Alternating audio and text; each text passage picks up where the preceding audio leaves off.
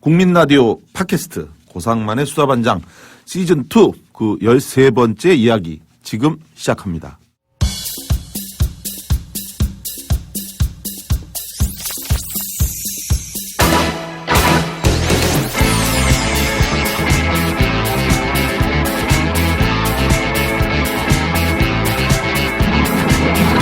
세상 억울한 이들과의 굳은 연대 고상만의 수사반장 시즌2.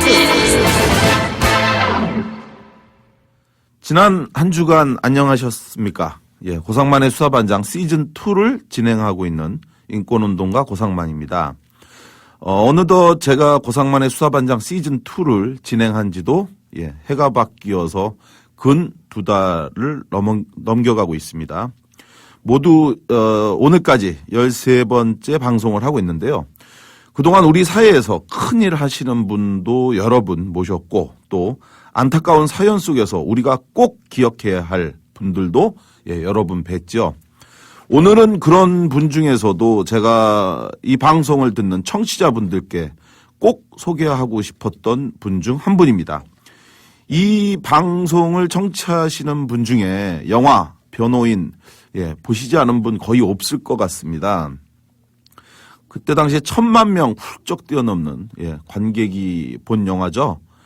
그 변호인에서 보신 분마다 많은 분들이 손수건 꼭 가져가라고 그렇게 알려줬던 팁 덕분에 저도 손수건 가져가서 정말 눈물 많이 흘리면서 이 영화를 봤던 기억이 있습니다. 청취자 여러분들 그 영화 변호인 보시면서 혹시 어떤 장면이 가장 슬프셨나요? 예를 들어서 고문당한 아들을 끌어안고 울부짖던 어머니 장면도 굉장히 많은 분들에게 슬픈 장면으로 기억이 되고 있고요. 또 변호인 역의 송강호 씨가 국민이 국가라고 외치는 명장면 역시 굉장히 인상적이었습니다. 네, 맞습니다.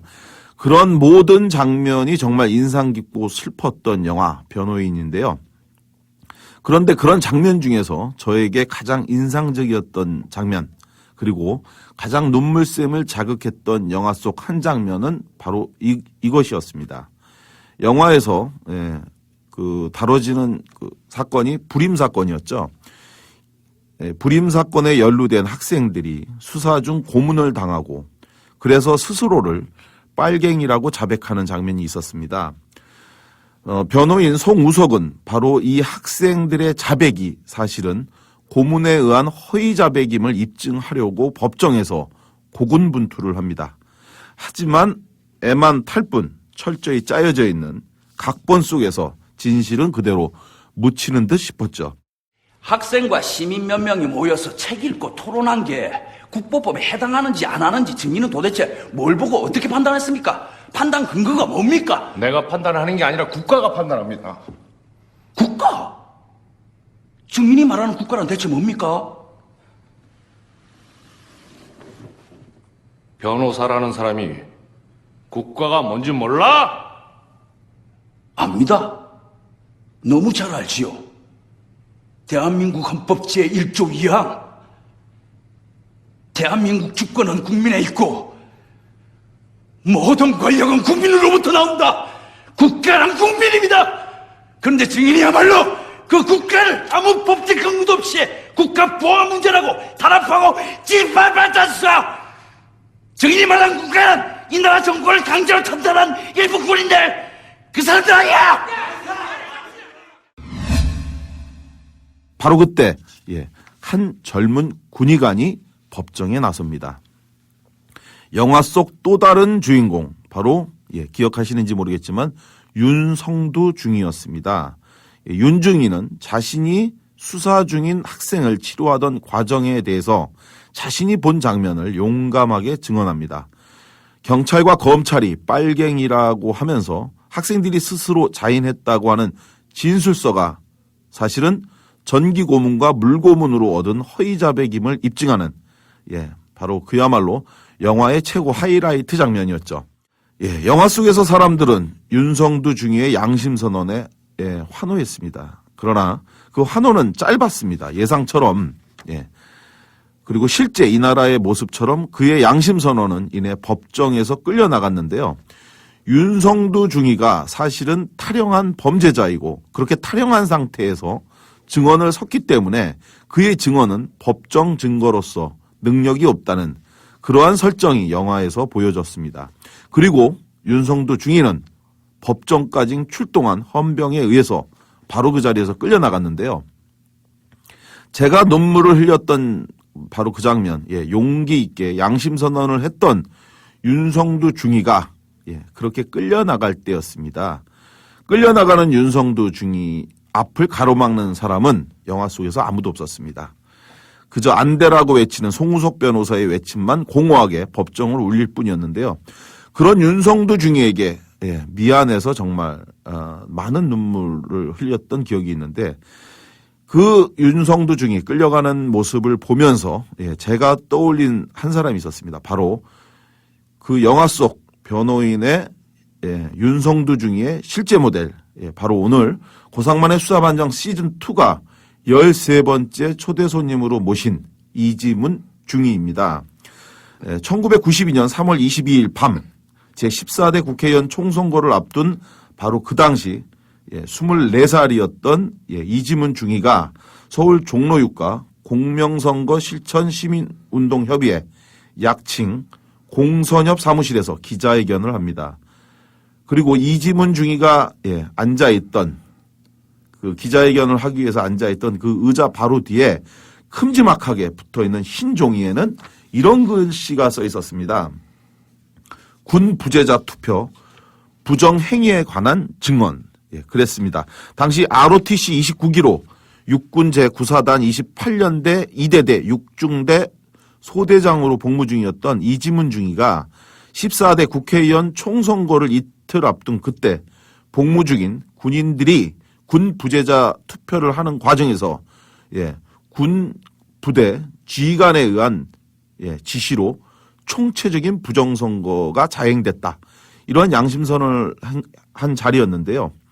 그리고 이 날에 이지문 중위의 증언은 이후 대한민국 군 부재자 투표의 더러운 부정 투표에 대한 종지부를 찍는 역사적 계기가 됐는데요. 오늘 고상만의 수사반장은 이제 2달 앞으로 다가왔죠. 제20대 국회의원 총선거를 앞두고 지금으로부터 22년 전인 1992년 3월 이지문 중위가 했던 양심선언에 대해서 다시 돌아보려고 합니다. 당시 양심선언을 했던 이지문 중위로부터 양심선언의 내막과 또 지금까지 세상에 알려지지 않았던 여러 뒷이야기들을 들어보려고 합니다. 영화 변호인 속 윤성두 중위의 실제 모델 이지문 중위 이야기 지금 시작합니다.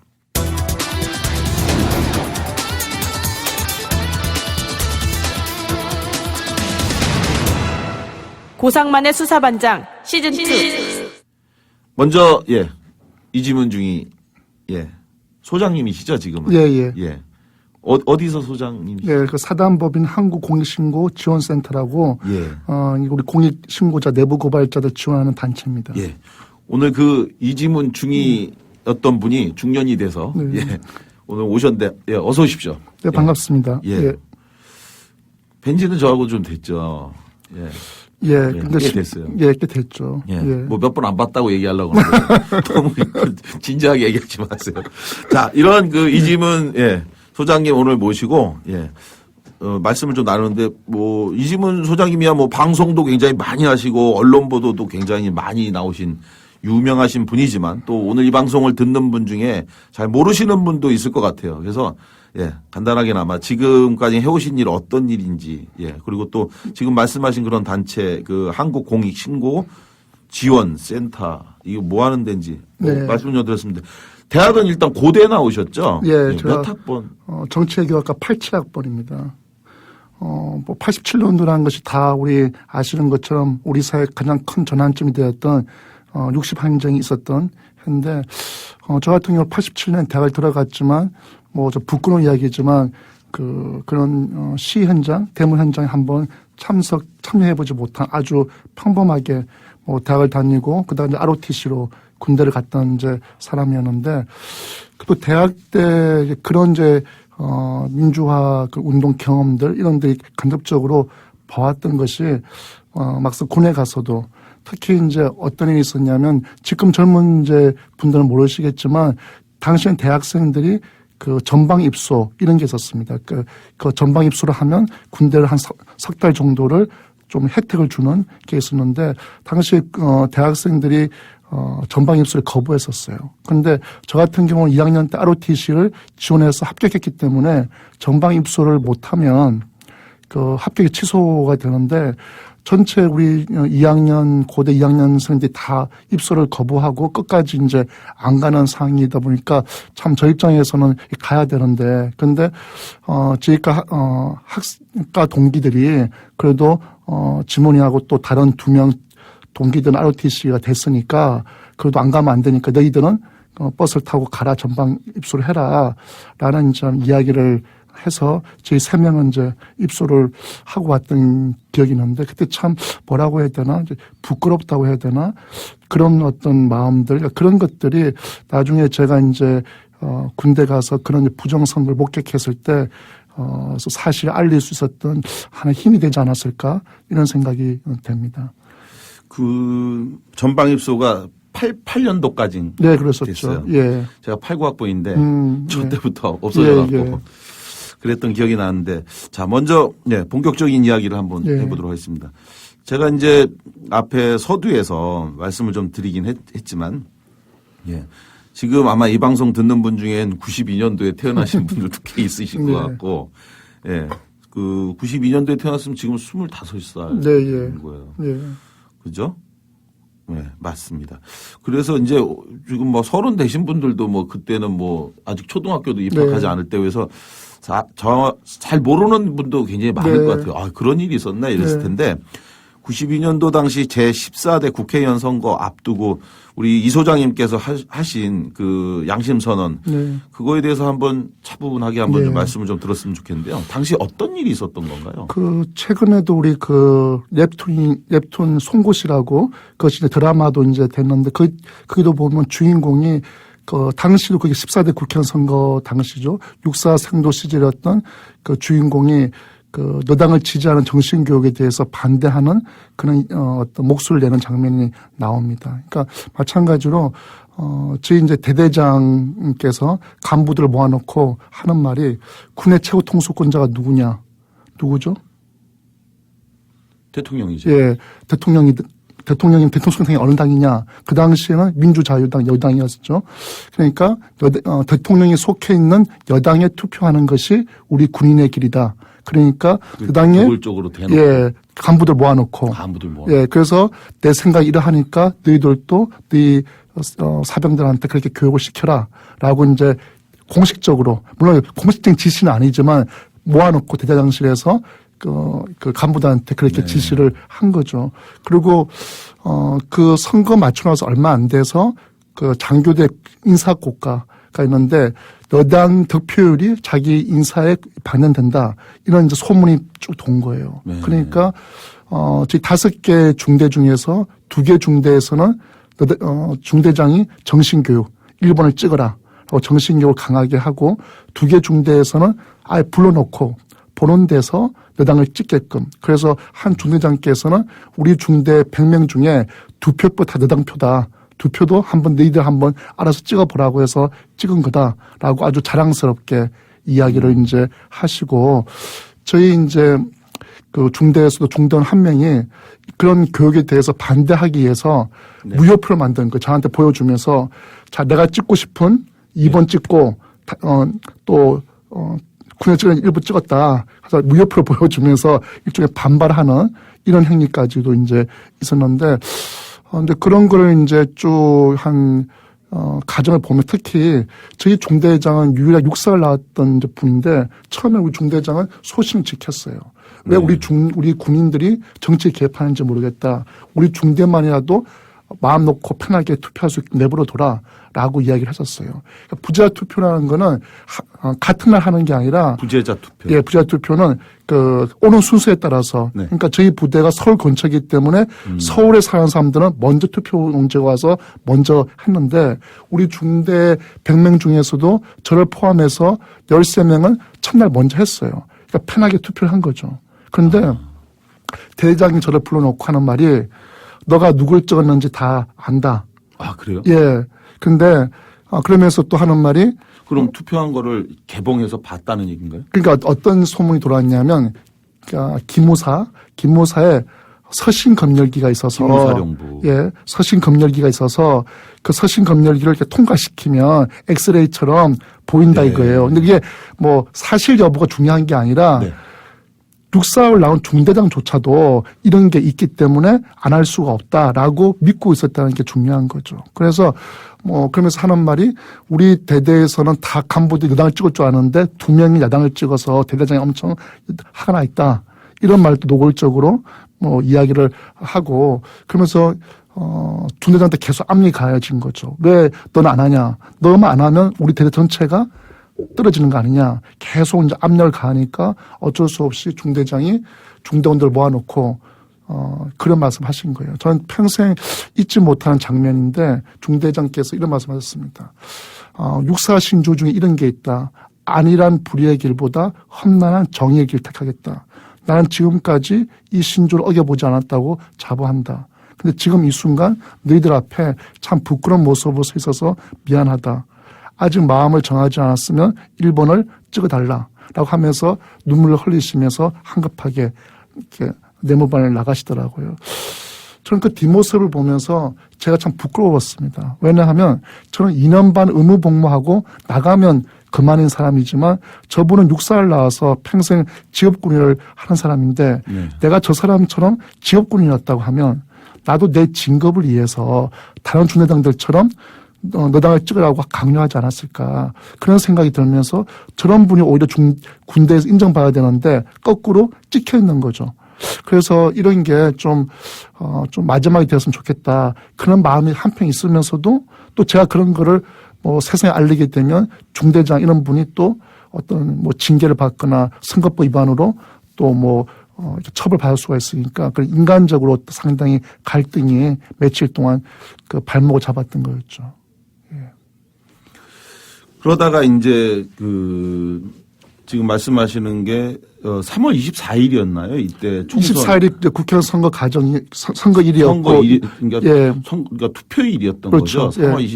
92년도 3월 24일이 투표일인데 예, 화요일. 그거를 예. 앞두고 군대에서는 그러니까 복무 중인 군인들은 군 부대 내에서 설치되어 있는 그 부재자 투표소에서 이제 미리 네. 그러니까 며칠에 걸쳐서 이제 투표를 그렇죠. 하는데 예. 그렇게 투표하는 과정에서 대대장이 군 지휘 간부들을 불러서 대통령이 속해 있는 당에 투표하는 것이 애국행위다라고 국민의 길이다.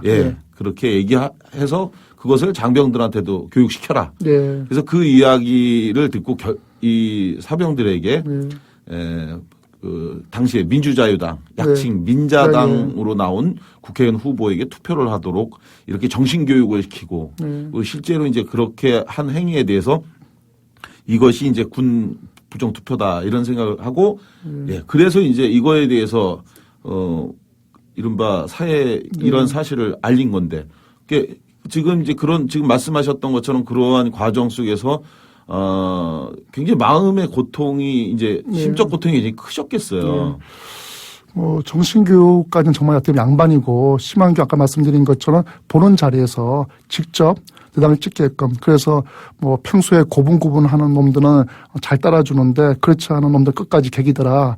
그렇지만 다 진짜 우리는 두 표표 다 대당표다라고 자랑스럽게 이야기하는 중대장을 보면서 참 이게 정상인가 이런 생각이 들면서도 그러니까 제가 92년인데 90년에 이문옥 감사관, 윤석영 이병 이런 이제 양심선 사건이 있었는데 하나같이 그분들이 파면당하고 당시에 또 윤석영 이병은 수배 중이었습니다.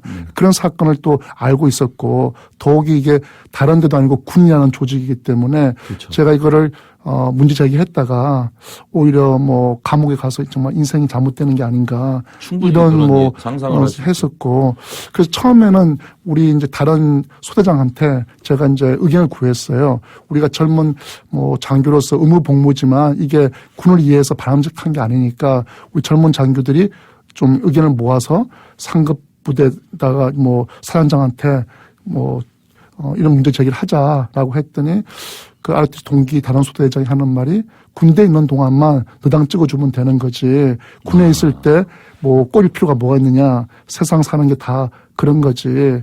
이런 이제 이야기를 할 때 저도 굳이 제가 나서가지고 제가 뭐 정말 어떤 뭐 학생도 열심히 했던 그런 사람도 아니고 정말 평범한 게 대학을 졸업하고 군에 가기 전에 장교 특채로 또 뭐 대기업체 입사도 해놓고 갔기 때문에 굳이 제가 그걸 해가지고 제가 인생이 잘못될 필요가 있을까? 이런 생각도 하게 되었고 다른 것보다 제 중대장 이분이 저로 인해 가지고 어떤 이제 지책임이나 선거법 위반으로 처벌을 받게 되면 군 생활이 어떤 힘들어질 수 있으니까 그런 점에서 상당히 인간적인 갈등 의리라고 할까요? 이런 부분들이 끝까지 이제 발목을 이제 잡았는데 그래도 이런 것이 이제 우리 중대원이 무효표를 일부러 만들어서 저한테 보여주면서 왜 평소에는 우리나라가 민주주의 국가고 좋은 나라고 하면서 막상 선거 때는 이런 식으로 하느냐. 그럼 말 투표권을 주냐. 다 알아서 그냥 찍지. 번거롭게 우리 배 불러가지고 찍게 하느냐. 그런 말 들을 때 처음 어떻게 보면 사회에 발 디던 젊은 친구들이 군대 와서 뭐 좋은 것이 아니라 오히려 현실하고 막상 가르치는 게 다른 거구나. 이런 걸 배워간다는 게 참 안타깝다는 생각도 들고 그래서 이제 결국 이제 이거를 처음부터 이걸 제가 공개적으로 알릴 생각은 아니었고 저도 이제 뭐 군인 신분이고 하니까 처음에는 이제 신문사에 제보를 이제 하려고 저희 이제 부대가, 그러니까 어떻게 제가 운이 좋았던 건 뭐냐면 제가 일단 장교 신분이기 때문에 제가 사병 신분이면 당장 군을 벗어나면 탈령이 되기 때문에 근데 장교는 그래도 조금 군대 밖을 왔다 갔다 할 수 있는 저는 그런 부분이 있었고 저희 부대가 바로 부대 앞에 버스를 타면 40분이면 강화문에 떨어집니다. 그러니까 고양시에 소재한 구사단. 그렇죠. 그 통일로에 있는 부대이기 때문에 40분이면 들어올 수 있었기 때문에 제가 목요일 날 그러니까 밤에 일단 제 업무도 마치고 일과를 마치고 밤에 나와서 한겨레신문을 찾아간 거죠. 한겨레신문 찾아간 이유는 바로 직전에 한겨레신문에서 다른 공군 사령부에서 정신교육을 하고 있다. 이런 문제 제기를 하는 기사를 봤기 때문에 그리고 이게 다른 일간지나 방송사보다는 그래도 한겨레신문이 있는 그대로 보도하지 않겠느냐. 그래서 이제 한겨레신문을 전화해서 찾아갔더니 이제 당직 기자하고 한 3시간 정도 이야기하고 제가 다시 복귀를 해야 되니까 복귀를 안 하면 탈령이 되는 거니까 아침 다시 복귀를 했다가 일요일 날 제 업무를 마치고 이제 비번 시간을 이용해서 다시 서울로 나와가지고 한겨레신문사 찾아가서 제가 공개적으로 하겠다. 그리고 이제 그 방식은 이제 신문 한겨레가 갖고 있는 또 성격이 있다 보니까 이게 한겨레신문에서 이걸 제가 말하면 또 일부에서는 이 한겨레신문이 속지 말하는 조금 뭐 요새 말하는 운동 잡발 뭐 이런 그러니까 이게 어떤 신뢰성 이런 부분이 있을 수가 있지 않겠느냐. 그래서 이제 당시 공명선거 운동을 하는 시민단체인 공선회에 가서 기자회견을 하게 된 거죠. 근데, 기자회견문을 보면, 일반적인 기자회견문 다른 게 뭐냐면, 그게 보면 제 인적사항을 적지 않습니까? 군번이라든지, 뭐, 이름이라든지. 근데 그게 보면 부산 출생 이렇게 한 줄 적혀져 있어요. 근데 저는 그때는 크게 그거를, 의미에 생각하지 않았는데, 그걸 이제, 지나놓고 보면, 이게 이제, 제가 만약에 참 이게 안타까운 현실이지만 제가 만약 호남 사람이었다고 하면, 여당에 대해서, 반감. 뭐 그런, 그래서 일부러 이제 공선회에서도 제가 부산 출신이란 거를, 좀 이렇게 일부러 삽입을 했던 게 아닌가. 근데 제가 작년인가, 뭐 거구 뭐 인터넷 매체를 보다 보고 깜짝 놀란 게, 이문옥, 윤석양, 이진무는 호남 출신의 내부 고발자로 김대중 노무현 정권 때 호의호식을 했다. 이런 이제 칼럼을 보고 제가 바로 전화를 했죠. 저는 호남 출신도 아니고, 더욱이, 내부 고발자들을 그렇게 뭐 지역에 나눠가지고 이렇게 하는 자체는, 마땅치 않다 했더니 딱 보니까 나중에 보니까 재단만 쏙 뺐더라고요, 보니까.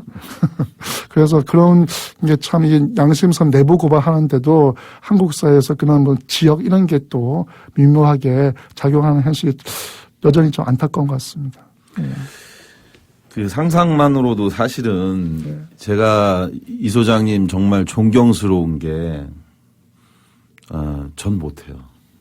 저도 남들이 볼 때 뭐 좀 단무지, 예, 무대뽀 뭐 이런 게 있다고 하는데 정말로 어마어마한 일이거든요. 92년도 당시 그 시국에 지금 말씀하신 것처럼 사실은 이제 아까 전에 뭐 말씀을 안 하셨는데 뭐 못 밝힐 이유가 없다고 보는데 예, 삼성에 예, 군대를 가기 전부터 이미 그 장교 특채 방식으로 해서 ROTC로 가는 군인들 고대 200여 명 정도가 이미 삼성에 채용된 상태에 휴직원을 내고 갔다 온 거잖아요. 그러니까 말씀하신 것처럼 이제 제대만 하면 그러면 삼성에 당시 지금도 그렇고 그때도 뭐 인류 초대기업이었는데 거기 이 입사가 이미 결정된 상황이었는데 그런 마당에 여러 가지 또 같이 생활했던 동료나 또 중대장이나 이런 관계 저런 관계 그리고 내가 이걸 고발하고 밝힌다 해서 또 세상이 얼마나 나아지겠냐 이런 것들 또 직접 같이 행동하자고 또 제안했던 권유했던 또 동기가 야 그냥 군대 있는 동안에 한 번만 찍고 가면 되는데 뭘 그걸 가지고 그러냐 이런 얘기하면 아마 그래 나는 할 만큼 했어 이렇게 생각하고 진짜 그만둘 것 같은데 그 결단 예 정말 의지의 한국인이라고 제가 표현하지 않을 수 없는데 그럼에도 불구하고 하신 거 뭐 지금 말씀하신 게 그 사병이 그 부정투표하고 그 낙담하고 항변하는 그런 이야기가 굉장히 아프게 느껴졌던 거군요. 그리고 앞서 말씀드린 것처럼 제가 이제 뭐 고대 정예과라는 곳이 상당히 또 당시 학생 운동이 강했던 곳이고, 근데 저 같은 경우는 운동했던 사람도 아니고 아까 말씀드렸던 것처럼 전방 입소 때 우리가 동기들이 어떻게 보면 너희들은 가라 이렇게 어떻게 보면 편의를 봐준 거죠. 그런 부분들이 참 버스에 타면서도 참 어떻게 보면 부끄러웠던 그런 기억들. 나는 내 어떤 안위를 위해서 편안을 위해서 그런 운동도 안 하고 전방 입소를 거부도 못 하고 했는데 그런 거에 대해서 어떤 부채감 그러니까 그런 것들이 어쨌든 그 동시대에 살았던 사람들이 갖고 있었던 거죠. 제가 이제 ROTC를 이제 했을 때 저희 1년 후배가 저한테 아니 그래도 명세 고대 정예과에서 ROTC 할 수 있느냐라고 했을 때 그 당시에 베스트셀러가 뭐였냐면 고원정 씨의 최후의 계엄령이라는 책이 있었어요. 소설책이. 거기에 보면 그 현역 중령이 그 쿠데타에 반대하면서 민주주의 만세라고 이제 애치는 장면이 나오는데 제가 그 후배한테도 그런 어떤 상황이 발생했을 때 사병보다는 그래도 일개 장교지만 장교 신분이 조금이라도 국민의 편에 설 수 있는 게 아니겠느냐라고 이제 말은 뭐 했었는데 그게 뭐 현실 다가올 줄은 이제 몰랐던 거죠. 근데 이제 그렇게 해서 이제 하고 나서 제가 이제 안타까웠던 건 뭐냐면 저는 이제 그 당시 24살 젊은 이제 사람이니까 제가 보고 들은 사실에 대해서 있는 그대로 이야기하면 그걸로 이제 끝날 줄 알았어요. 그리고 이런 사실이 있으니까 법을 좀 바꿨으면 좋겠다. 왜 군인들한테 다 맡겨 두느냐. 중앙선거관리위원회에서 참관도 하고 해서 그런 이제 부정선거를 차단하는 게 필요한 것이 아니냐. 법을 좀 바꿔달라. 이렇게 하면 저는 이제 제 역할 다 끝났다고 생각했고 기자회견문에도 바로 이제 복귀를 해서 정상적으로 업무를 보겠다라고 했는데 그 국방부에서 저희 중대대원 500명을 다 전수조사를 한 거예요. 예. 맞습니다. 예. 그 부분에 대해서 이제 또 이제 하는데 한 가지 제가 지금도 좀 그 궁금한 게 이 기자회견을 하고 나면 예. 그때 당시에 이제 저는 이제 편의상 양심 선언이라고 이제 표현을 하는데 이때 당시에 그 우리 이 소장님께서 네. 기자들에게 네. 내가 한 오늘의 이 군 네. 부재자 부정투표 행위와 관련해서 네. 이것을 양심 선언이라고 쓰지 말아달라 네, 이런 예. 이야기를 했다는데 예. 무슨 의미였는 거죠? 지금은 워낙 이제 이렇게 양심선언을 워낙 편의상 잘 쓰기 때문에 그냥 양심선언이라고 쓰고 있는데 저 당시는 그때 어떤 마음이냐면 양심선언하면 저만 상당히 양심적인 것 같은 예. 그리고 너무 또 양심선언 너무 거창한 느낌 그게 아니라 정말 젊은 장교가 내가 직접 보고된 사실에 대해서 있는 그대로 말하는 거, 정하는 거, 그 이상 이하도 아니다라는 이제 의미로 썼던 거였죠. 예.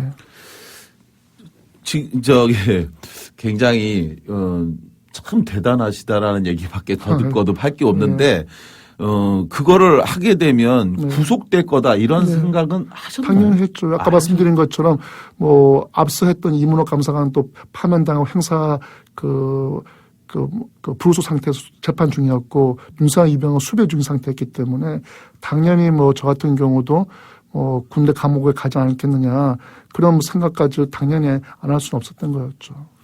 여기서 이제 이문옥 감사관하고 또 윤석열 이병 이야기가 계속 언급이 되니까 그분들은 또 누군가 이렇게 네, 또 예. 생각하는 분이 있을 수 있을 것 예. 같아서 간단하게. 예. 그 이문옥 감사관은 그 감사원이 재벌들의 어떤 문제점들을 감사하고 있었는데 재벌들의 노비에 의해 가지고 감사를 중단하라 압력을 받은 거에 대해서 한겨레신문에다가 그걸 제보를 했던 네. 분이시고 그래서 이제 윤수영 이병은 당시에는 보안사령부였습니다. 국군 보안사령부인데 보안사령부가 당시 야당 정치인이었던 김영삼, 김대중 또 대통령이 되었다 나중에 된 노무현 국회의원 이런 분들 포함해서 또 김수환 추기경 이런 종교인 정치인들을 불법 사찰을 한 거죠.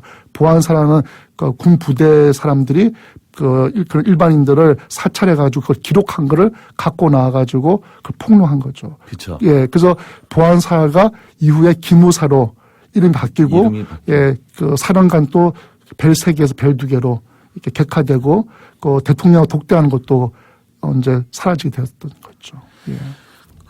그래서 윤석열 이병 사건이 우리나라의 중요한 민주화 운동 예. 역사죠. 그래서 당시에 원래 그 보안사령부, 기무사령부는 민간인을 사찰할 수 없도록 되어 있죠. 그렇죠. 사찰 자체도 예. 불법이지만 민간인에 대해서는 일절 수 없도록 군인의 내부 쿠데타 예. 음모라든지 범죄 사실이나든지 이런 것들을 이제 해야 되는데 그걸 민간인을 대상으로 해서 그렇죠. 이른바 정치에 개입한 것을 폭로한 거고 이후에 그게 영화로 만들어진 게 영화 모비딕. 예, 모비딕이죠. 모비딕이라고 해갖고 서울대 앞에 그 술집을 네. 운영하면서 했던 것을 실화를 근거로 네. 해서 만들었던 영화인데 바로 그 이문옥 감사관님 이후에 뭐 다시 이제 네, 재판을 통해서 5년간의 이제 재판 통해 복직을 하셔서 했죠. 감사원 정년 퇴직을 하셨죠. 우리나라의 이제 양심선언의 이른바 이제 상징적인 예. 또 그런 분이고 그런 상태에서 당시에 24살이었어요. 네. 그죠. 당시에 진짜 지금 이제 저희가 볼 때는 굉장히 어린 나이였는데 네. 그런 상황에서 이걸 양심선언을 할 때 부모님 생각도 좀 많이 났을 것 같아요. 예, 뭐 부모님 혹시 아셨나요? 이렇게 아니요, 그거는 이제 차마 말씀을 제가 다시 일요일 날 나와서 한겨레신문을 가기 전에 집에 갔었어요. 왜냐하면 혹시 당분간 못 뵐 수도 있고 그러니까 그래도 가서 인사를 드려야 되겠다. 근데 차마 말씀을 못 드렸고 근데 이제 부모님에 대한 것도 있었지만 사실 더 어떤 이제 좀 힘들었던 부분은 이제 큰 누나 남편 이제 매영이 씨죠. 네. 매영이 육사 출신으로 당시에 이제 현역 육군 이제 소령이었습니다. 그러니까 괜히 이제 제가 그런 거 했을 때 처남 때문에 저희 이제 매형이 군에서 진급하는데 혹시 불이익이 있거나 좀 안 좋아지는 게 아닐까? 그러면 또 저희 누나하고 관계도 나빠질 수도 있고 그런 부분들이 또 어떻게 보면 마지막까지 선택하는 데 있어서 결정하는 데 있어서 조금 이제 고려했던 뭐 그런 부분들이었었죠. 예. 실제로 그 후에 매형은 어떻게 되셨습니까? 그것도 참 제가 개인적으로 저희 매형께 참 고마운 게, 제 매형이 제가 이제 양심선 이제 쉽게 말하면 그런 이제 사건 이후에, 군에서 보내서 저를, 이제 일종의 설득하러 오셨던 것 같아요. 그러니까 군에서 어쩔 수 없어 가서 한 30대 구속돼 있을 때. 예. 근데 한 30분 같이 이게 둘이 앉아 있는데 뭐 30분 내내 아무 말을 서로 뭐 한마디도 이제 못한 거죠. 예. 뭐 매형 입장에서도 저한테 뭐 이걸 번복하라고 말할 수도 없는 것이고 그냥 와서 그냥 30분 동안 그냥 아무 말도 없이 있다가 이제 나가시는데 그게 참 제가 고마운 게 그 이후에도 저를 뭐 똑같이 뭐 이렇게 대해주시고 뭐 제 가족 관계도 그렇고 그래서 참 그런 부분들은 고마운데 뭐 이렇게 뭐 진급은 뭐 이렇게 육사 출신들에 비해서 동기들에 비해서 이렇게 잘 가지는 못하고 이제 전역하셨죠. 그래서 제가 개인적으로는 조금 그런 부분에 대해서 좀 죄송스러운 마음 있죠. 예. 아버님, 뭐, 참고적으로, 네. 예, 그 후에 아버님이 이제 그 우리 이 소장님께서 재판을 받을 때, 네. 예, 4월 3일 날 이제 적부심 재판을 네, 받으셨더라고요. 예, 예. 3월 22일 날 네. 기자회견을 마치고, 네. 그리고 바로 구속이 되셨잖아요. 그 그렇죠. 공선엽 사무실에 사복을 입은 군인들이 와서, 네, 그 수방사. 예. 예, 거기서 바로 체포가 되셨는데, 지금 이제 오늘 말씀하시면서도 계속 이제 울컥울컥 네, 예. 예. 옛날 예 그런 생각이 나시는지 예 눈가에 이렇게 울컥울컥 하시는 것 같습니다. 그런데 그 제가 이제 이 방송 준비하면서 이제 쭉 보니까 아버님께서 네. 바로 그 4월 3일 날 네. 구속되고 나서 첫 적부심 재판을 군사법정에서 할 때 그때도 굉장히 하여간 그 법원이 그 부정투표 사례에 대해서 네. 그 직접 증언하는 걸 어떻게든지 막기 위해서 파행적으로 재판을 하다가 네. 예 그야말로 이제 그 독단적으로 그냥 재판장이 재판 중지를 선언해버리고 그냥 네. 나가버렸는데 네. 그때 아버님께서 예 끌려나가는 아들 네. 예. 예 이지문 중이 뒤에서 힘내라고 크게 네. 외치는 예. 그게 이제 언론에 보도된 걸 제가 봤습니다. 그 제가 이제 구속되고 나서 이제 한 3일 후인가 이제 부모님께서 처음 이제 면회를 오셨죠. 그러니까 부모 입장에서도 너무 놀라운 일이죠. 제가 뭐 대학 때 뭐 학생운동 했다든지 뭐 이랬으면 또 모르는데 전혀 그런 게 없는 상태였겠으니까. 근데 그래서 저도 부모님 뵐 때 참 죄송스러우면서 부모님께서 또 뭐라고 말씀하실지도 그런데 그 참 고마운 게 제 아버님께서 저한테 이제 너가 한 말은 이제 너 말이 아니다. 그러니까 목에 칼이 들어오더라도 너가 한 말에 대해서 끝까지 책임을 져야 된다라고 이제 말씀을 해주셔서 가지고 좀 그때 힘이 많이 되었죠. 예. 진짜 훌륭한 부모님이신 것 같아요. 근데 어쨌든 이제는 이제 일이 이제 벌어진 거니까 이제는 그걸 저는 학생 운동하다 감옥 가니까 예. 아버지가 면회 와갖고 검사가 반성문 쓰면 내보내준다고 그랬다고. 그래가지고 빨리 반성문 쓰라고 해서 제가 못 쓴다고 그랬더니 아버지가 막 화냈는데. 하여간 뭐 그리고 나서 이후에 재판받으면서 아버님께서 제 편이 되시는 예, 예. 그런 깨닫는 과정이 있었긴 예. 한데 진짜 아버님도 참 아버님 잘 계신가요? 네, 지금 건강에 잘 그러니까. 있습니다. 공선협에서 네. 참 제가 네.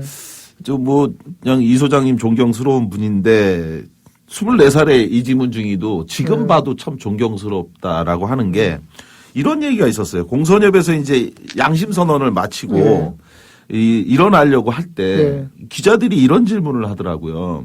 만약에 지금 한 기자회견 내용을 네. 앞으로 번복할 가능성이 있느냐. 네. 이런 질문을 했던 거 기억나세요? 예. 그러니까 그 질문의 뜻을 정확하게 아마 네. 이해하신 것 같아요. 네.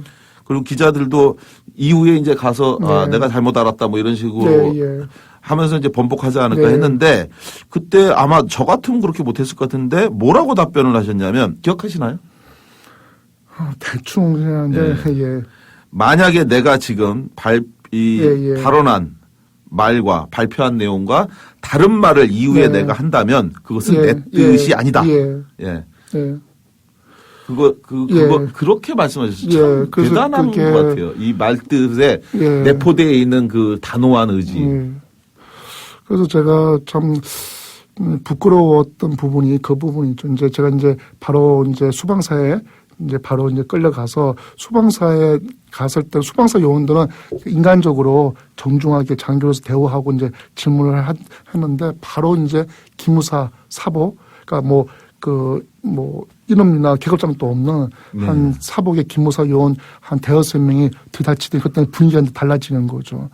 막 이제 험악하게 말을 하면서 그러면서 이제 하는 말이 어떻게 보면 솔직히 얘기하더라고. 뭐라고 하냐면 마음 같아서는 기무사 듣고 가서 자기들 마음도 하고 싶은데 벌써 아침 신문 보여주더라고 저한테. 한겨레 신문 보여주면서 이렇게 신문 났기 때문에 괜히 너 잘못 건들면 또 이게 무슨 고문 당했는 많이 하니까 뭐 할 수가 없다. 그렇지만 너가 나중에 사회 나가서 잘 살 수 있는지 한번 보자. 뭐 그러면서 이건 뭐 빨갱이 아니면 이렇게 할 수 있는 거냐. 뭐 이렇게 하면서 이제 한 이틀 동안 이제 잠을 안 자는 이제 안 자고 같은 말 계속 반복하는 거죠. 어떤 말? 그러니까 결국 저한테 얻으려고 한 답은 뭐였냐면 이거는 제 의지가 아니라 한겨레 신문사 기자가 저거 아무런 뭐 학교 선배도 아닌데 그분 나중에 보니까 애국어대 출신이더라고요. 나중에 봤더니. 근데 그분하고 무슨 저하고 고대 선후배 사이여서 한겨레 신문 기자가 저를 사주해서 한 거다. 사실이 아니다라고 그 말을 해라. 계속 그걸 같은 말을 한 이틀 동안 잠을 안 자고 이제 계속해서 이제 요구를 하는 거죠. 그러니까 한 이틀 좀 되니까 사람이 이제 비몽사몽 해주고 제 입장에서도 재판정에 가서 이런 것까지 다 내가 이렇게 당해서 어쩔 수 없이 말을 번복한 것까지 이야기를 하는 게 더 나은 게 아닌가 이 생각도 들고 하면서 일단은 거기다가 뭐라고 했냐면 이거는 뭐 한겨레신문 기자가 선배여서 했다 이렇게 했었어요. 그런 부분은 이제 제가 이제 나중에 바로 변호사를 만나가지고 바로 있는 그대로 다시 이야기를 드리고 번복을 했지만 그런 부분에 대해서는 제가 좀 부끄러워하는 이제 부분이죠. 그건 뭐 예. 부끄러운 게 아니라 그거 예. 역시 참 현명했던 것 같아요. 그때 당시에 또 그런 일이 또 있으셨군요. 자, 아까 전에 이제 말씀하신 것처럼 이후에 이제 예. 구속이 되시고 그러니까 네. 그 3월 22일 날 양심 선언을 하고 네. 그리고 양심 선언을 통해서 이러한 군대 내에서 이러한 군 부재자 부정 행위가 있었다는 거를 얘기하니까 네. 사복을 입은 네. 수도방위 사령부 소속의 네. 헌병이 예. 찾아가서 그 공선역 사무실에서 바로 연행을 해간 거죠. 무단 이탈이죠. 그러니까 제목이 무단 이탈. 예, 왜 무단 이탈은 이제 법적으로 맞는 거죠. 군법상은. 왜냐하면 제가 제 부대에서 서울은 이수 지역이 아니거든요. 그렇죠. 그래서 서울에 제가 나오려고 하면 차 상급자, 그러니까 대대장한테 제가 서울을 이러이런 이유로 갔다 오겠습니다 하고 보고를 하고 가야 되는데 원래는. 그때 보고하지 않고 제가 무단으로 서울 왔기 때문에 무단 이탈은 군법상은 맞는 거죠. 예. 예. 근데 제가 선거 부정을 저지른 대대장한테 제가 이런 걸 고발하기 위해서 서울 가겠습니다 하면 어떤 대대장이 저를 보내주겠습니까? 예. 그래서 저는 군법상 무단 이탈은 맞지만 군법부터 이상의 헌법 가치인 어떤 정치 중립 이런 것들을 이야기하기 위해서 어쩔 수 없이 일종의 뭐 우리 법에도 뭐 정당방위라는 부분도 있는 것이고 내가 살기 위해서 어떤 남의 집을 넘어갈 수도 있는 것이고 이런 차원의 이제 부분을 저는 생각하고 이제 간 거지만 일단 무단 이탈을 맞으니까 군에서는 이제 무단 이탈로 저를 구속한 거였죠. 그러면 그때 네. 체포한 이 사유는 네. 무단 이탈을 네. 적용했던 거군요. 그러니까 벌써 기자회견 하기 전에 다 왔었어요. 뭐냐면 공선협에서 이제 일요일날 밤에 이제 급히 이제 신문사 방송사에다가 전화를 돌렸을 거 아닙니까? 밤 8시에 현역 장교가 양심선을 한다. 그러니까 그게 이제 도청이 됐는지 어떻게 알려졌는지 벌써 군에 알려진 겁니다. 그래서 기자회견 하기 전에 벌써 왔는데 당시에 공선협 사무총장께서 기자도 다 왔는데 여기서 무리하게 끌고 나가면 더 모양새가 안 좋은 거 아니냐. 어차피 기자회견문 다 돼 있는 거니까. 그리고 본인이 분명히 기자회견문에도 바로 행직에 복귀하겠다고 했으니 끝날 때까지는 기다려달라. 어차피 여기는 도망갈 데도 없지 않느냐. 그래서 기다려준 거죠. 다 하고 나서 이제 연행돼 간 거죠. 굉장히 찹찹하셨겠네요. 그 기자회견 하면서도 예. 내가 이 기자회견이 끝나고 나면 예. 잡혀가는구나. 네, 예. 굉장히 찹찹하셨겠어요. 예. 그러니까 이게 사람이 비장하셨겠네, 그 분위기도요. 그러니까 뭐였어요? 제가 저는 어떻게 그래 큰 일도 그렇고 작은 일도 그렇게 해본지 않은 사람이기 때문에 근데 오히려 그런 상황이 되니까 더 사람이 담담해진다고 해야 되나요? 어차피 이제 벌어진 일이고 또 제가 어떤 나쁜 짓을 하기 위해서 온 것도 아니고 하니까 그냥 순리대로 잘 그냥 풀리겠지. 그러니까 젊은 사람 마음에 어떻게 보면 소박하게 순진하게 생각한 거죠. 내가 거짓말 한 것도 아닌데 잘못될 게 있겠어. 이렇게 생각을 또 한 거겠죠. 정말 대단하시고.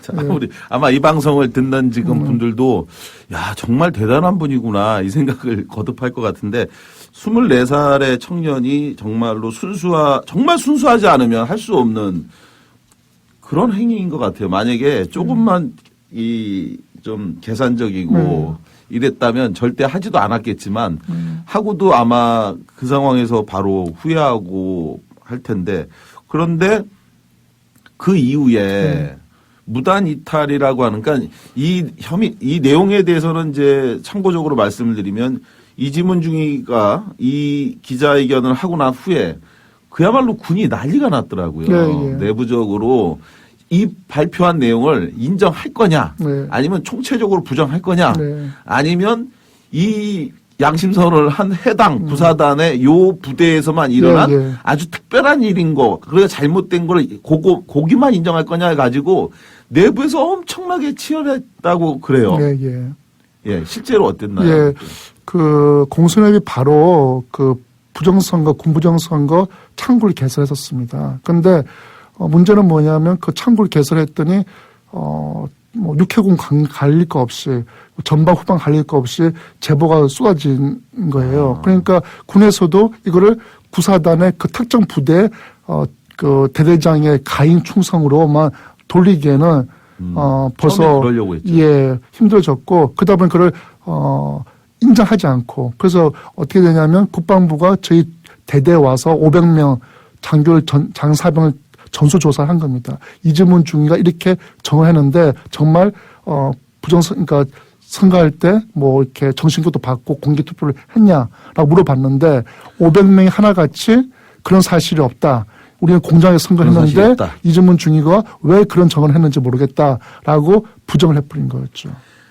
그래서 네. 군 검찰이 네. 무단 이탈에서 명예훼손. 명예훼손까지도 예. 적용하겠다는 게 예, 그거였던 맞습니다. 거죠. 예. 즉, 요 기자회견이 사실이 아닌데 적시된 대대장, 예. 중대장 이런 분들의 명예를 훼손했다. 군과 지휘 간의 명예를 허위사실. 예. 그래서 말씀하신 것처럼 그때 당시에 그 부대에 있는 500명의 네.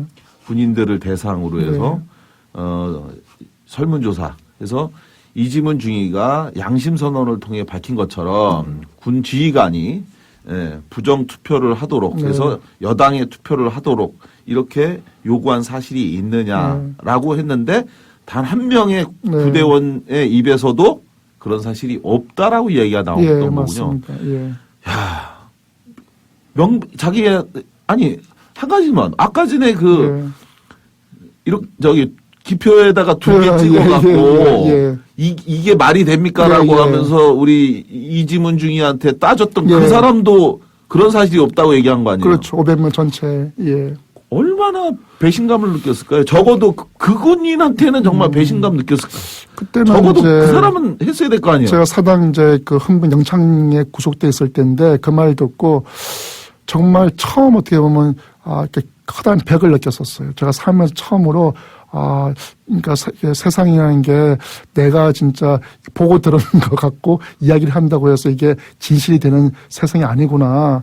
500명 중에 진짜 어떻게 한 명도 그렇게 할 수가 있을까? 물론 나중에 이제 들어보니까 하기 전에 계속해서 한 거죠. 왜냐하면 또 정신교육을 한 거죠. 그러니까 왜냐하면 이거를 하게 되면 당장 너 있는 중대장 이런 사토장들 다 감옥 갈 수 있다라고 계속 우리 중대원들 대대원들한테 어떻게 보면 이제 하니까 또 당장 같이 있는 중대장 소대장들이 감옥 가고 이런 걸 또 참 인간적으로 볼 수가 없지 않습니까? 그러니까 너희들이 그냥 없었다고 하면 다 우리 부대 살 수 있다라고 이제 계속해서 정신교육을 하니까 어쩔 수 없이 그냥 사실이 아니다라고 했고, 그때 상당히 이제 충격 컸죠. 제 입장에서도 영창에 있을 때. 근데 그래도 다행스러웠던 거는 영창을 이제 그 지키는 헌병 중에 하나가 살짝 저한테 쪽지를 넣어주더라고요. 쪽지를 넣어주는데 그걸 펼쳐봤더니,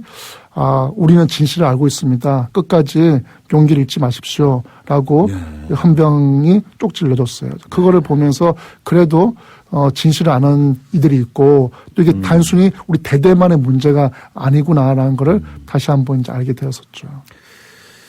말씀하신 것처럼, 이렇게 사실은 이제 저 같으면 굉장히 실망도 크고 배신감도 느꼈을 텐데, 여기서 제가 한 가지 소개해야 될, 이야기가 있습니다. 500명의 부대원들이 그런 사실이 없다라고 부정을 하고 부인을 했을 때, 당시에 한겨레 신문에 보도된 기사가 있더라고요. 당시에 육군 2사단 소속의 모 병장이었는데, 이지문 중위의 양심 선언으로 군 부재자 부정투표 논란이 확산되니까, 그리고 군대 내에서 그런 행위가 없다라고 이제 부정하는 방식으로 해서 이른바 젊은 중위 하나가 사실이 아닌 내용으로 영웅심리에 거짓으로 얘기한 것처럼 이렇게 몰아가니까 그것을 또 알게 된 육군 2사단 소속의 자신의 이름을 밝히지 않는 모 병장이 자신의 여자친구에게 몰래 보낸 편지를 통해서 군 부정선거는 사실이다. 이렇게 해서 제보한, 그래서 자기가 일기장에다 썼던 걸 그대로 찢어서 그래서 이제 보낸 게 언론에 보도가 됐었는데 92년 4월 2일 한겨레 신문 사회면에 실린 기사더라고요. 여기 기사를 보면 소대장이 직접 투표용지에 당시 여당이었던 민주자유당, 현재 새누리당 전신인 약칭 민자당 기호 1번에 투표한 후 용지만 건네주고 투표함에 넣도록 했다는 것. 그리고 기표소에 들어가는 사병에게 1번 후보에게 찍으라고 한 후 만약 1번 후보가 아닌 다른 사람에게 투표할 경우에는 중대장이 호출한 경우, 또 기표소가 아닌 공개된 장소인 책상 위에 인사계 부사관이 앉아있는 상태에서 손으로 1번 거기에 이렇게 가리키고 있도록 해서 그걸 찍은 행위, 이런 것들을 고발을 했더라고요. 그래서 당시 국방부는 이지문 중위가 한 양심 선언이 거짓이라고 주장하면서 이후 이지문 중위가 말한 게 사실이라는 양심 선언이 줄줄이 이어지니까 이 당시에 굉장히 많은 군인들이 이지문 중위를 지켜야 된다. 조직적 부정에 대한 부정 행위에 대해 절망할 수밖에 없는 젊은 병사들의 분노, 구속된 이지문 중위에 대한 절절한 동정심이 병영 안의 분위기로 확산되고 있었다. 이런 이제 보도가 있었어요. 실제로 저도 저는 뭐 그런 경우가 없었죠. 우리 그래서 92년도에 저도 거기 있었구나. 근데 저희 작은 형님이 말씀하시는 게 군대에 갔을 때 진짜로 그런 얘기를 들었어요. 이렇게 책상에 기표소, 우리가 투표를 할 때 이렇게 칸막이가 있는 기표소 안에 들어가서 이렇게 찍어야 되는데 그 책상 위에다가 그냥 투표용지를 놓고 한 명씩 들어오라고 한 다음에 그리고 나서 1번을 이렇게 손가락으로 가리키고 있으면 거기다 이렇게 꼭 찍도록 이렇게 해서 했는데, 저희 작은 형이 얘기하는 거를 한번 들었는데 자기 투표하는데 88년도에 투표하는데 그렇게 하길래 그래가지고서는 자기가 그 투표용지를 손으로 이렇게 구긴 적이 있었다. 뭐 이런 얘기를 해갖고, 야, 그런 일이 있을 수 있나 했는데 그게 바로 4년 후에 우리 이지문 중위께서 이제 그걸 세상에 이른바 폭로를 함으로써 그러면서 이제 이후에 이게 그래서 결국은 구속이 되셨는데 그 후에 어떻게 되셨나요? 구속됐다가 군에서 저를 기소유예로 풀어줬습니다. 왜 풀어줬냐면 제가 뭐 이뻐서 풀어준 게 아니라 이걸 이제 기소를 하게 되면 법정에서 계속해서 제가 말한 선거 부정이 사실이 아니라 계속 공방이 붙을 수밖에 없으니까 일단 군에서는 제가 말하는 게 아니라고 발표한 거 아닙니까? 예. 그러니까 그냥 빨리 기소유예 석방시키고 파면시켜 내보내는 게 훨씬 더 빨리 문제를 이렇게 봉합시킬 수 있는 게 아닌가. 진짜 뜨거운 감자였군요. 예, 말 그래서 그대로. 바로 5월 2일자로 이제 제가 이등병으로 이제 파면돼서 사회 장교에서 나왔죠. 2등병으로 파면이 됐군요. 그러니까 지금은 그 제도 없어진 걸 알고 있어요. 지금은 파면돼도 자기 계급을 갖고 파면되는데 이전에는 그래서 뭐 전두환 때는 그 강창성 보안사령 같은 게 벨 3개가 이등병으로 이등병이 파면돼서 나온 적도 있고 했는데 파면돼 나왔다가 제가 이제 소송을 했죠. 나는 이 파면을 받아들일 수가 없다 해서 이제 3년 재판을 해서 민변 변호사분께서 도움을 주셔가지고 3년 재판을 해서 결국 무죄를, 아까 파면 취소를 받아냈죠. 근데 파면 취소를 받을 수 있었던 가장 큰 이유는 뭐냐면 저희 그 대대원 500명 중에 근데 그 사이에 전역한 이제 장교 한 분하고 사병 3분을 제가 찾아가서 설득을 한 거죠. 그래서 지금이라도 좀 나와서 사실을 말해달라라고 해서 그분들이 재판장에 나와가지고 예. 군내에 있을 때는 어쩔 수 없이 이주문 중위의 정언을 했던 말을 우리가 부정할 수밖에 없었다. 그렇지만 사실이 맞다라고 정언해 줬기 때문에 재판부가 제가 말한 사실이 선거 부정 사실이 맞다. 그렇기 때문에 파면까지는 너무 부당하다 하고 이제 파면 취소를 해준 거죠. 그러면 다시 중위 신분을 예, 지금은 이제 회복하신 거고요. 그러니까 제가 군적상 91년 3월부터 95년 2월까지 4년 동안 군대에 있었던 걸로 이제 돼 있는 거죠. 군적상으로는. 기록상으로는 예, 예. 실제로는 4년 근무를 안 하셨잖아요. 그 처음에 이제 14개월 한 거죠. 14개월 했는데 예. 그게 회복되면서 그렇죠. 군복무를 4년 한 걸로 그 기간 동안 다 제가 파면 기간까지 다 다 합쳐서 그래서 뭐 그 기간 동안 다 본봉을 다 받는 거죠. 예. 다 받고 근데 다만 저는 이제 지급군이 아니니까 예. 지급군이라고 하면 제가 다시 복귀해서 계속해서 군대 그렇죠. 생활을 해야 되는데 저는 벌써 그 의무 복무 기한이 지나버렸기 때문에 예. 그냥 그걸로 사회에 이제 나오게 된 거죠. 그러면서 예, 사실은 또 하나의 예. 또 불이익이 있었잖아요. 바로 예. 군 입대 전에 네. 장교 특채로 예. 들어갔던 삼성